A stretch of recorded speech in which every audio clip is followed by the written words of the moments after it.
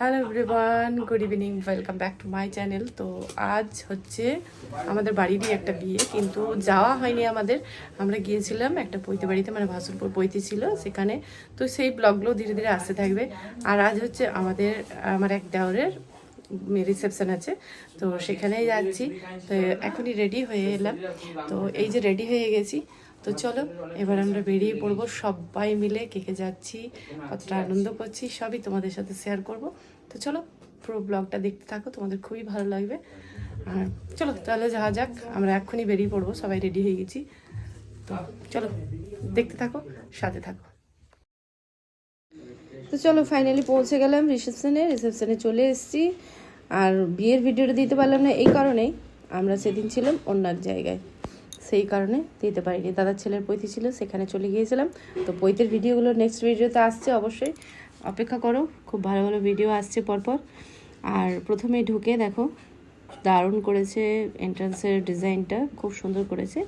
আর যেখানে মানে দেওরের বউ বসেছিল সেখানে একটা খুব সুন্দর সাজিয়েছিল। তারপরে এদিকে দেখাশোনা করে এদিকে চলে এলাম। এখানে ছিল কফি, চাট, ফুচকা, 3 রকমের 3টে স্টল করেছিল। যাই হোক একটু একটু করে খেয়ে নিলাম, কারণ অনেকটা রাত হয়ে গেছিলো। কারণ আমরা এক জায়গা থেকে এসে তারপর এখানে রিসেপশনে উপস্থিত হয়েছি। তো আমি আমার ননদ এখানে একটু ফুচকা, আর আমার ছোটো ছেলে ছিল, ও কিন্তু খায়নি। তো আমরা একটু একটু করে খেয়ে নিলাম, খুব বেশি একটা খাইনি কারণ অনেকটা রাত হয়ে গেছিলো।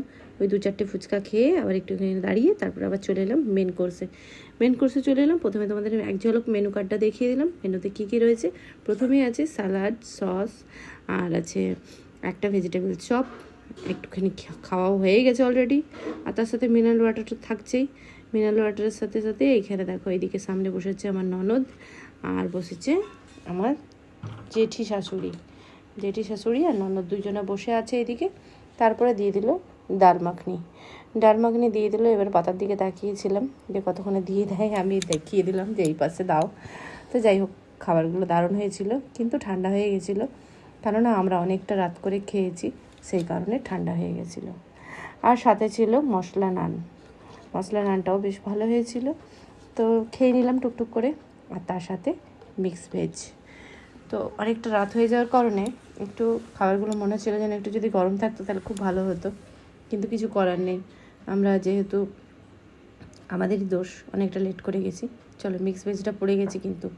আর তোমরা দেখতে থাকো ব্লগগুলো, আরও পরে নেক্সট ব্লগগুলো অনেক সুন্দর সুন্দর ব্লগ আসছে, এখনও ব্লগগুলো সব বাকি আছে, এডিট করা হচ্ছে না সেই কারণে। তারপরে ছিল কমলা রাইসের সঙ্গে একদম খাসির মাংস দিয়ে দিয়েছে গরম গরম। মাংসটা কিন্তু গরম ছিল। মাংস দেখবে বিয়েবাড়িতে বেশ গরম করা থাকে, এক পাতা মাংস একদম দিয়ে দিয়েছে ভর্তি। তো আরও দিচ্ছিল, কিন্তু মানা করলাম, আর খাওয়া যাবে না এত মাংস, অনেকটা রাত হয়েছিল। গুটিয়ে বাটিয়ে বুঝতেই পারছো থালাটা দেখে যে কীরকম খেলাম। আর লাস্টে দই পাঁপড় মিষ্টি এগুলো তো থাকছে। কেমন লাগলো ব্লগটা অবশ্যই জানাবে। এখনকার মতো বাই, দেখা হবে নেক্সট একটা ব্লগে, টাটা।